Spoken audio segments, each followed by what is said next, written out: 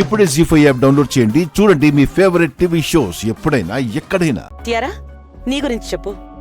I'm very simple aunty. సొంత business ఉన్నా independent గా నాకేదో ఒకటి చెయ్యాలనుంది.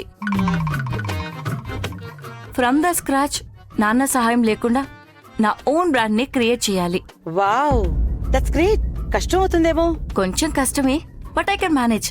నేను ఒక సొంత చిన్న ఇల్లు కట్టుకుంటున్నాను, ఒక చిన్న BHK. అది చాలు నాకు.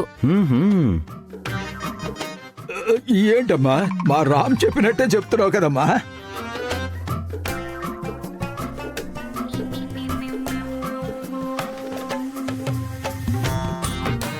తను చిన్నప్పటి నుండి అంతే. She love simple life. Ram Ram పారిపోరా, అన్ని వైపుల నుండి నిన్ను అటాక్ చేస్తున్నారు. ఫస్ట్ ఇక్కడి నుంచి పారిపో. వావ్, మా రామ్ కూడా 1 BHK లోనే సంతోషంగా ఉంటానని నమ్ముతాడు. ఏ అప్పు? పర్ఫెక్ట్. నో పిన్ని, ఆ రోజు అలా అన్నాను నిజమే, కానీ ఇప్పుడు ఆఫీస్లో పరిగెత్తుకుంటూ పనిచేసి నా మనసంతా మారిపోయింది. టెడ్ కదయ్యా రివర్స్ స్వీప్. తాతయ్య కష్టపడి స్టార్ట్ చేసిన దాన్ని వదిలేసి నేను ఇంకొకటి కొత్తగా స్టార్ట్ చేయడానికి పోయి అది సగం ఇది సగం, దానికి ఒక అర్థమే ఉండదు కదా పిన్ని. సొంతగా బిజినెస్ స్టార్ట్ చేయడం గ్రేటే, కానీ తాతయ్య ఎస్టాబ్లిష్ చేసిన కంపెనీని ఇంకొక లెవెల్కి తీసుకువెళ్లడమే నా బాధ్యత.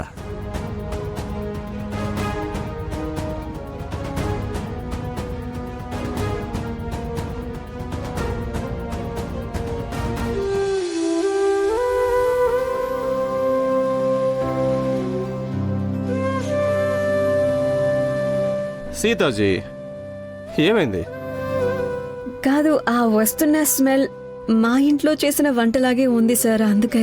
అప్పటి నుంచి మీ మొహం డల్గా ఉంది. ఆ స్మెల్ రాగానే మీ మొహం బ్రైట్ అయిపోయింది. మీరు దాన్ని తినే తీరాలి. లేదు సార్, వద్దు.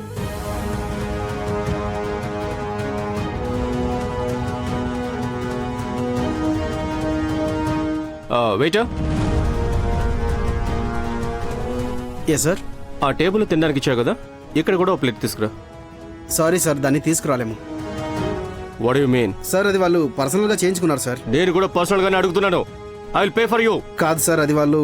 సార్ పర్వాలేదు. సీతాజీ, మీరు మాట్లాడకండి, కామ్గా ఉండండి.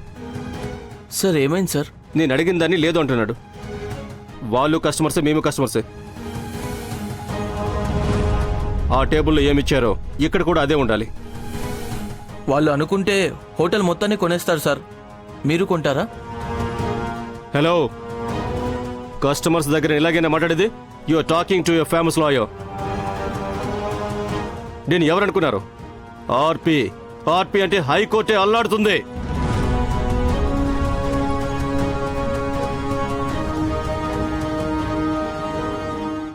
జీ5 యాప్ డౌన్లోడ్ చేసి అన్ని ఎపిసోడ్స్ పూర్తి ఉచితంగా చూడండి.